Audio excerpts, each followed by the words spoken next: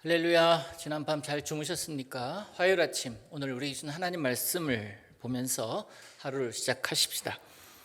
창세기 27장 24절에서 34절의 말씀입니다. 27장 24절에서 34절의 말씀을 제가 읽겠습니다. 이삭이 이르되 내가 참 내 아들 에서냐? 그가 대답하되 그러하니이다.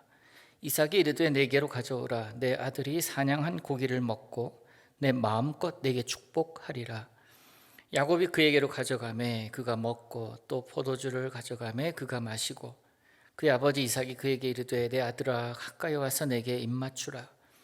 그가 가까이 가서 그에게 입맞추니 아버지가 그의 옷의 향취를 맡고 그에게 축복하여 이르되 내 아들의 향취는 여호와께서 복 주신 밭의 향취로다. 하나님은 하늘의 이슬과 땅의 기름짐이며 풍성한 곡식과 포도주를 내게 주시기를 원하노라. 만민이 너를 섬기고 열국이 내게 굴복하리니 내가 형제들의 주가 되고 내 어머니 아들들이 내게 굴복하며 너를 저주하는 자는 저주를 받고 너를 축복하는 자는 복을 받기를 원하노라. 이삭이 야곱에게 축복하기를 마침에 야곱이 그의 아버지 이삭 앞에서 나가자 곧 그의 형 에서가 사냥하여 돌아온지라. 그가 별미를 만들어 아버지에게로 가지고 가서 이르되 아버지여 일어나서 아들이 사냥한 고기를 잡수시고 마음껏 내게 축복하소서. 그의 아버지 이삭이 그에게 이르되 너는 누구냐? 그가 대답하되 나는 아버지의 아들 곧 아버지의 맏아들 에서로소이다. 이삭이 심히 크게 떨며 이르되 그러면 사냥한 고기를 내게 가져온 자가 누구냐?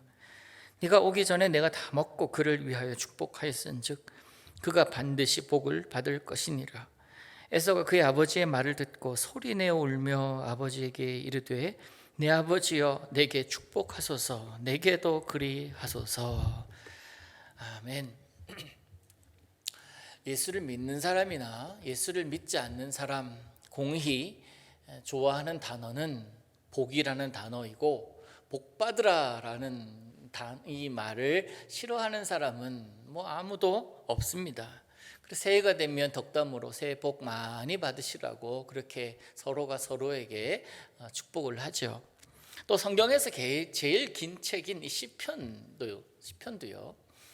이 시편도 제일 첫 번째 시작하는 단어가 복이 아닙니까? 복으로 시작합니다. 그만큼 복은 사람들의 갈망의 대상이고 또한 그 복을 참 많이 추구하면서 살아갑니다. 여러분 오늘 아침에도 여러분에게 축복하기를 복 많이 누리시기를 바랍니다. 여러분께 복이 있기를 원합니다. 여러분 복이 뭐라고 생각하십니까? 복. 성경에서 말하는 복을 가장 잘 설명한 것은 복 이꼴 하나님이다라는 것. 그 원리라고 저는 생각을 해요. 복은 하나님이에요. 복을 하나님이라고 생각해 보면 고개가 끄덕여질 것입니다. 축복이라는 단어, 그 단어가 바로 하나님께서 너와 함께 하시기를 이라는 뜻 아닙니까? 이삭이 야곱에게 빌어준 복, 그가 빌어줄 수 있는 것 최선의 복을 그에게 이삭에게 빌어주었습니다. 그것을 통틀어서 보면 하나님과 동행하기를 빌어준 것 아닙니까? 하나님과 함께하기를, 하나님과 함께한 결과 지금 너는 이 복을 받고 또 앞으로는 이 복을 받으며 살아갈 것이다 라고 이 야곱에게 축복해 준 것 아닙니까? 그래서 이 야곱에게 이삭이 축복해 준 것을 크게 두 가지로 나눌 수 있어요. 하나는 현재의 복이고 또 하나는 미래의 복이에요. 현재와 관련된 것으로 하늘의 이슬과 땅의 기름짐, 풍성한 곡식과 포도주입니다. 하늘의 땅의 그 크신 은혜가 오늘 살아가는 너와 함께 할 것이다 라는 복이 첫 번째고요. 또 하나는 29절의 말씀, 앞으로는 만민이 너를 섬길 것이다.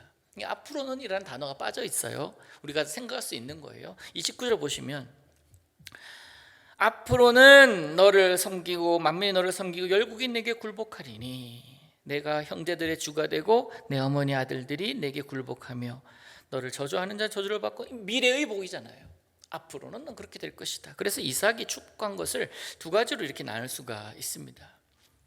아버지 입장에서 아직 현실 가운데 임하진 않았지만 그렇게 살기를 바라는 마음, 내 사랑하는 아들이. 그런데 중요한 것은 내가 축복해 주고 있는, 그 복을 받고 있는 자가 이삭은 누구라고 생각합니까? 에서라고 생각하잖아요. 에서. 근데 지금 축복 그 현장에는 야곱이 가 있습니다. 근데 이삭이 이 에서라고 생각하면서 그가 할 수 있는 최고의 모든 복을 다 빌어줍니다. 이 이삭이 아들에게 내려준 그런 축복의 말. 아버지 여러분, 자녀들에게 복을 빌 것이 생각이 나지 않거들랑 이것 기억하셔서 이 복을 자녀들에게 부어주시기를 축복합니다.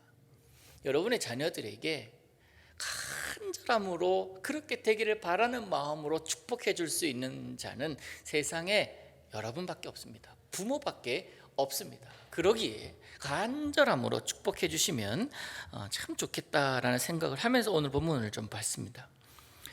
아브라함처럼 여러 민족의 아버지의 신분이 이삭을 거쳐 전해져 갑니다.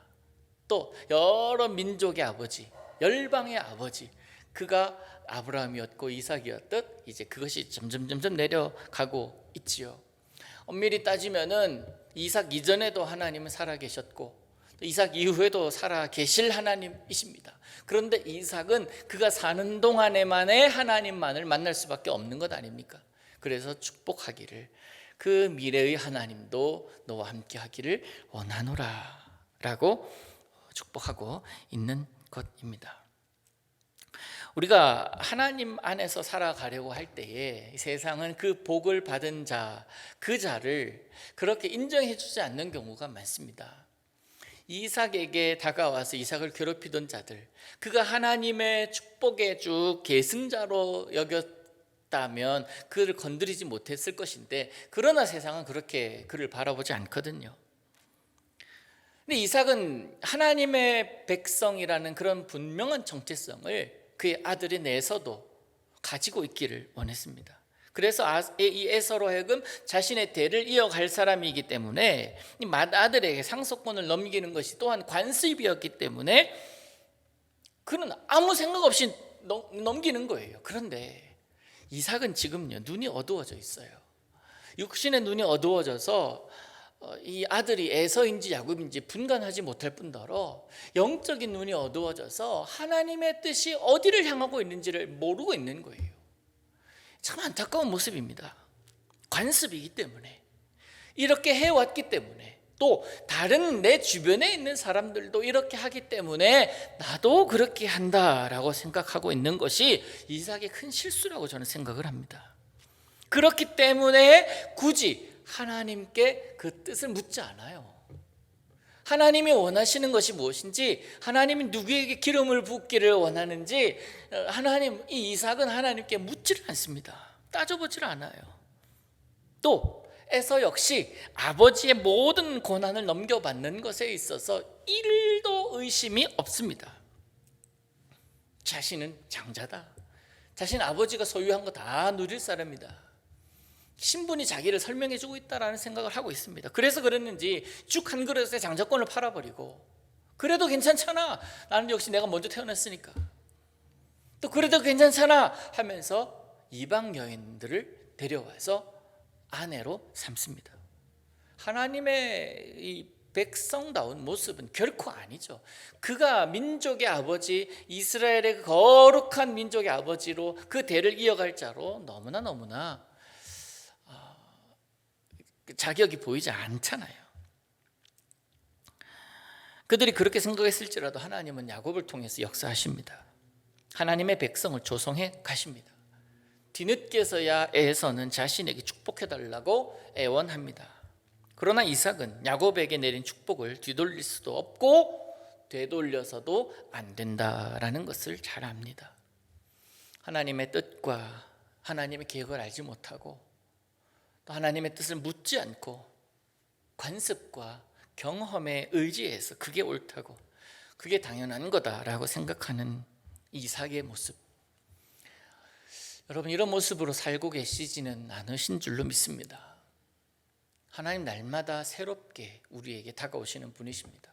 그러나 기준은 분명합니다. 하나님의 뜻이에요. 그 하나님의 뜻을 모르고 이삭은 자신의 생각대로 이렇게 복을 내리는데, 하나님은 이삭이 에서가 아닌 야곱을 그 앞에 앉히시죠. 하나님의 뜻을 묻지 않고 그렇게 관습에 의해서, 경험에 의지해서 그게 옳다고, 그것이 당연하다고 여기면서 행했던 이삭에게 하나님이 느껴졌을 때, 내가 잘못했구나, 내가 실수하고 있구나, 내가 육의 눈만 어두운 줄 알았더니 영의 눈도 어두워져 있구나 라고 느껴졌을 때에 그가 어떤 모습이었다고 성경은 얘기합니까? 33절에 보면 이삭이 심히 크게 떨었다. 크게 떨었는데 심히 크게 벌벌벌벌 떨었다라는 거예요. 그 이유가 뭘까요?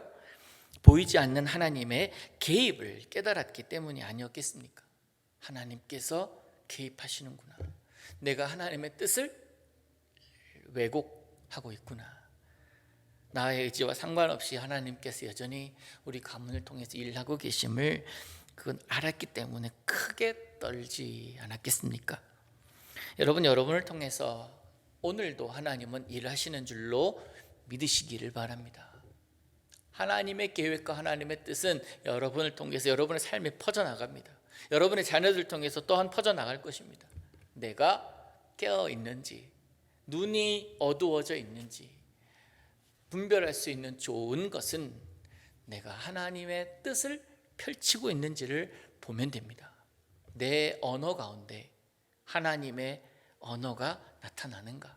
내 생각 가운데 하나님을 생각하다가 하나님의 생각을 하고 있어야 되는데 그렇게 하지 못하는 것은 아닌가? 여러분 곰곰이 생각해 보시기를 바랍니다. 하나님의 사람은 하나님을 생각하다가 하나님의 생각을 하는 자로 나아가게 되어 있습니다. 하나님의 뜻이 무엇인지를 그래서 내 삶을 통해서, 내 입술을 통해서 나타나는 자이게 되는 것이죠. 하나님의 선하신 그 성품이 여러분을 통해서 나타나기를 원하신다면 오늘 그 선한 일에 기꺼이 동참하시고, 또한 그 선하신 하나님의 언어를 여러분의 입술에 담으셔서 그 하나님의 언어를 말하고 표현하는 오늘을 살아가시기를 원합니다. 하나님이 복이시다, 그 하나님이 복이심을 여러분의 생활을 통해서 오늘도 나타나게 될 줄로 믿습니다. 기도합니다.